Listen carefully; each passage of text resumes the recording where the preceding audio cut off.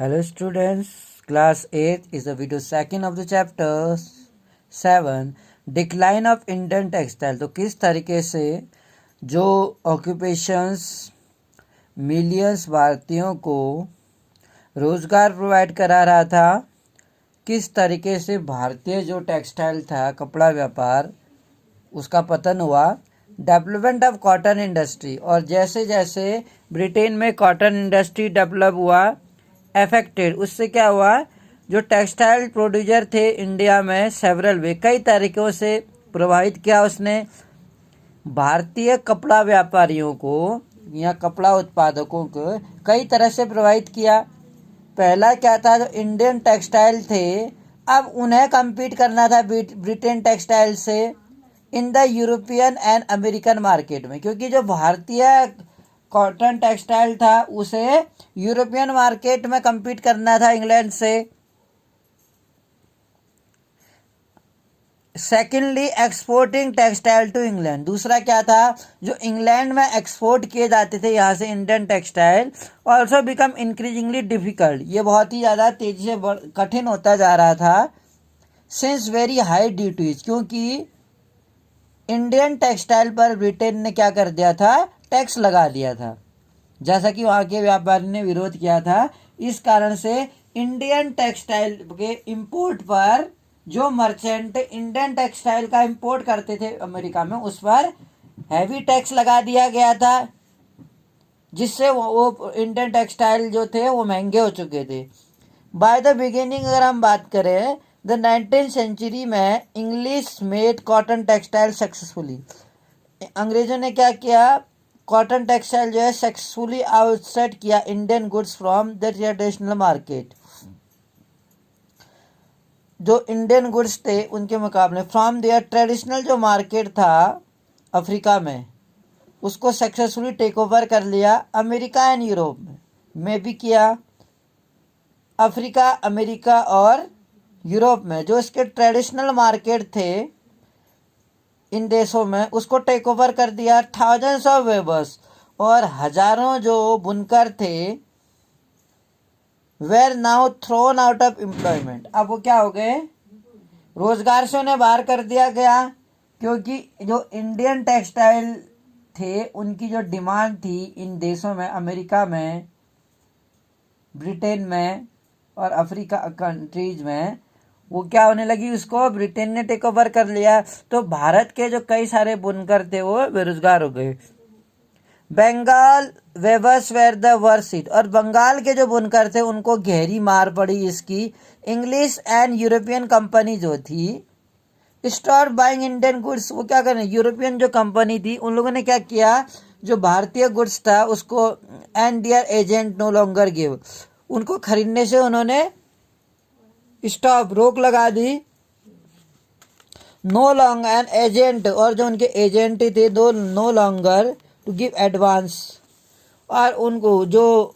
भारतीय बुनकर थे उनको जो एजेंट को पहले क्या दिया जाता था, एडवांस दिया जाता था, वो एजेंट एडवांस ले जाके फिर वेबर्स को देते थे और उन्हें कॉटन उगाने के लिए इंस्पायर करते थे। तो सिक्योर सप्लाई, जिससे कि वो सप्लाई को सिक्योर कर लेते थे, और सप्लाई भी उन्हें वेबर्स को इन्हीं एजेंटों को बेचनी पड़ती थी एक फिक्स प्राइस पर। Distress weavers rose petition to the government to help them, तो इस तरह से जो डिस्ट्रेस जो टेंशन में थे जो बुनकर, उन्होंने एक पिटीशन ये याचिका लिखी गवर्नमेंट को कि गवर्नमेंट की मदद करे। But worse was still to come, लेकिन अभी और बुरा होने वाला था, still to come. By the 1830 British cotton cloth flooded Indian market, flooded, जो 1830 में ब्रिटिश कॉटन क्लोथ थे, ब्रिटेन के कॉटन के क्लोथ भारतीय बाजार में उनकी बाढ़ सी आ गई। इनफैक्ट क्या हुआ, 1880 में जो 2/3 ऑफ ऑल कॉटन क्लोथ थे worn by Indian were made of cloth produce in Britain, तो 1880 में लगभग 2/3 कॉटन क्लोथ जो थे जो भारतीयों के द्वारा पहने गए थे वो ब्रिटेन में प्रोड्यूस हुए थे। This affected not only specialist Weber's, इसके प्रभाव से न केवल स्पेशलिस्ट जो थे इंडिया के कुशल जो बुनकर थे और स्पिनर्स थे उन पर ही नहीं पड़ा, बल्कि थाउजेंड्स ऑफ रूरल वुमेन, वही हजारों जो महिलाएं थी, हु मेड ए लिविंग, जो जीवन चला रही थी स्पिनिंग कॉटन को, स्पिनिंग करने से कॉटन थ्रेड को, रेंडर्ड जॉबलेस, वो भी क्या हो गई, बेरोजगार हो गई, रेंडर जॉबलेस हो गई। हैंडलूम वेविंग जो थे डिड नॉट कम्प्लीटली डाई, लेकिन जो हैंडलूम थे हाथ से बनने, बुनकर जो हाथ से बनने वाले बुनाए जाते थे, पूरी तरह से खत्म नहीं हुआ भारत में। दियर वॉज बिकॉज, ऐसा इसलिए क्योंकि some type of cloth could not be supply by machine, क्योंकि कुछ कपड़े जो ऐसे थे जिनकी सप्लाई मशीनों के द्वारा संभव नहीं हो सकती थी। How could machine produce sari with in intricate borders,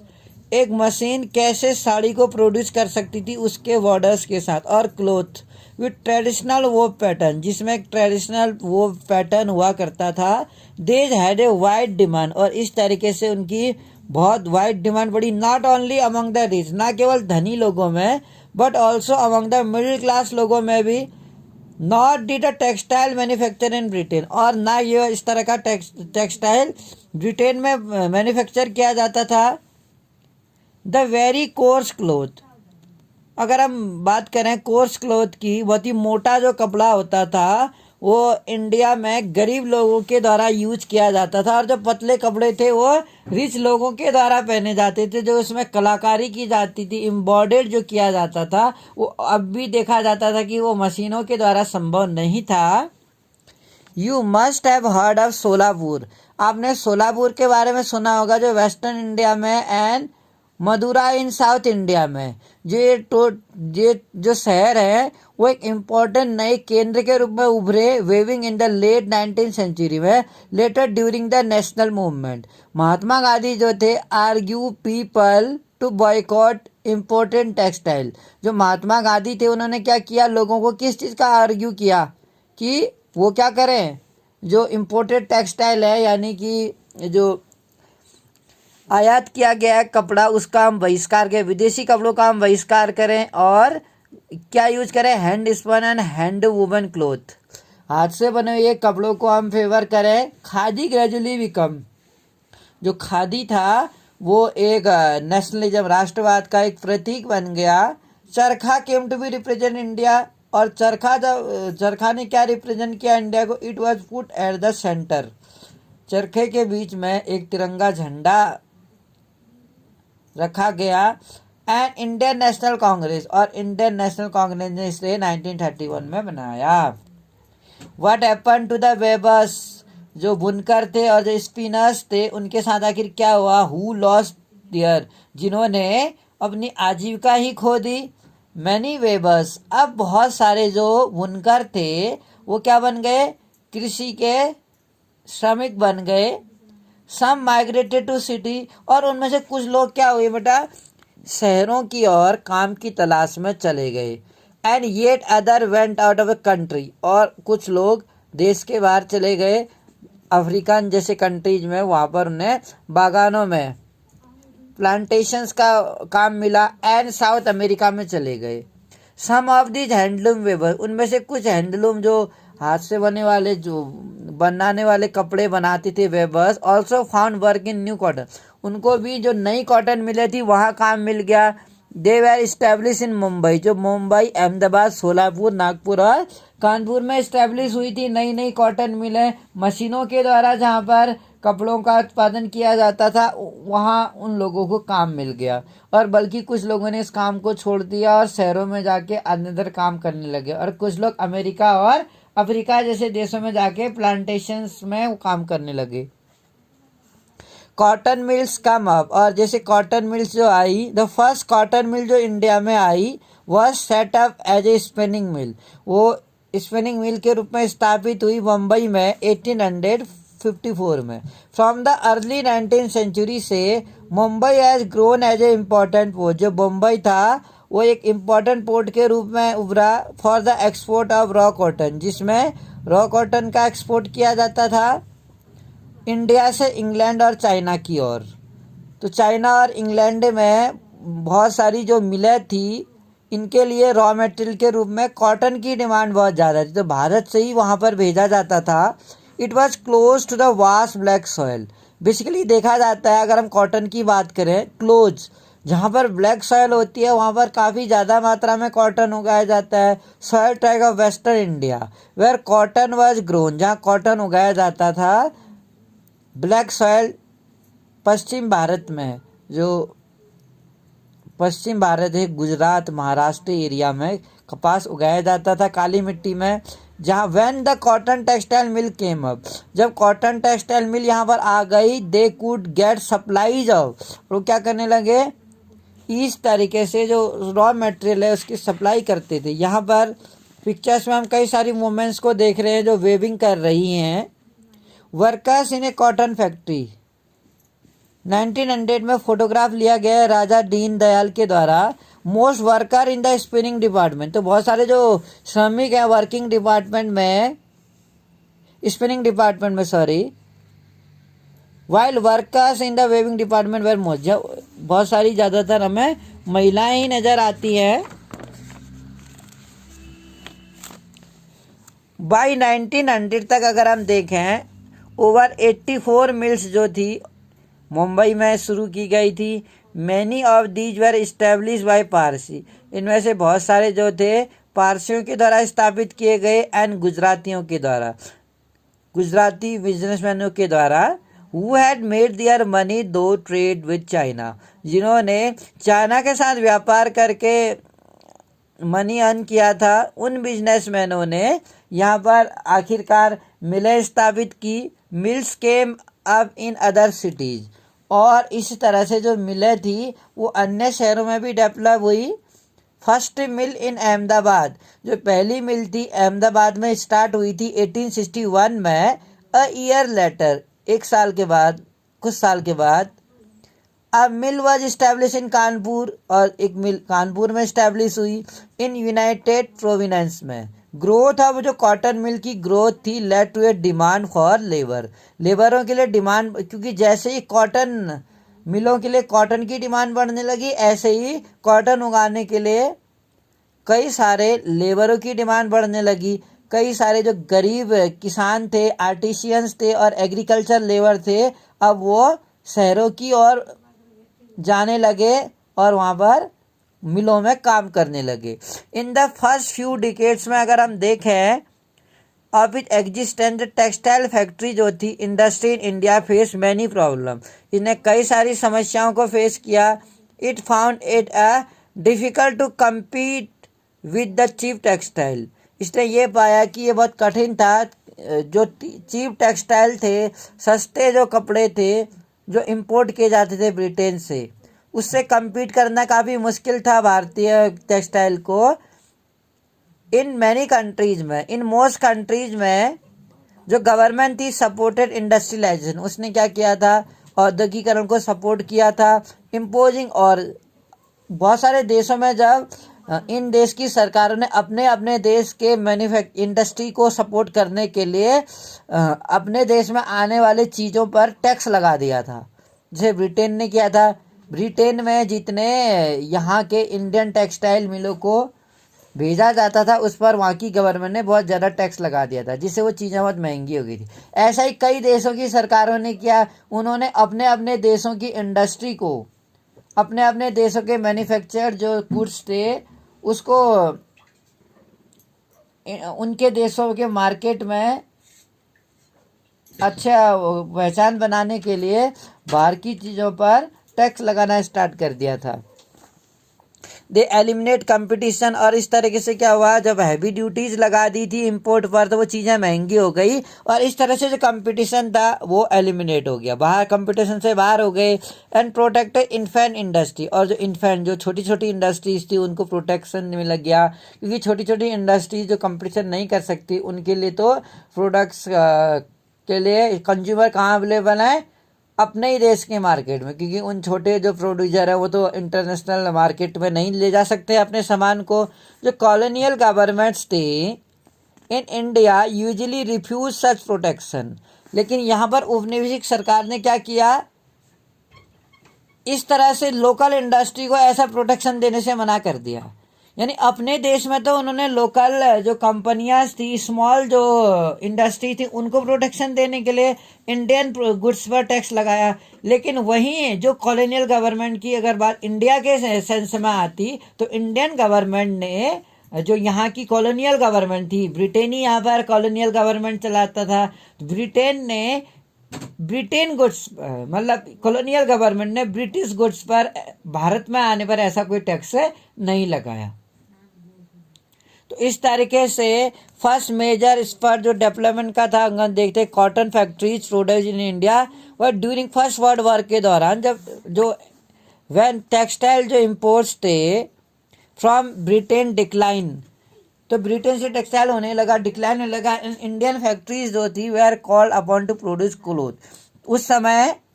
जब ब्रिटेन से यहाँ कपड़ा आना मुश्किल हो गया, तब के टाइम पर अगर हम देखें तो हम ये देखेंगे कि किस तरीके से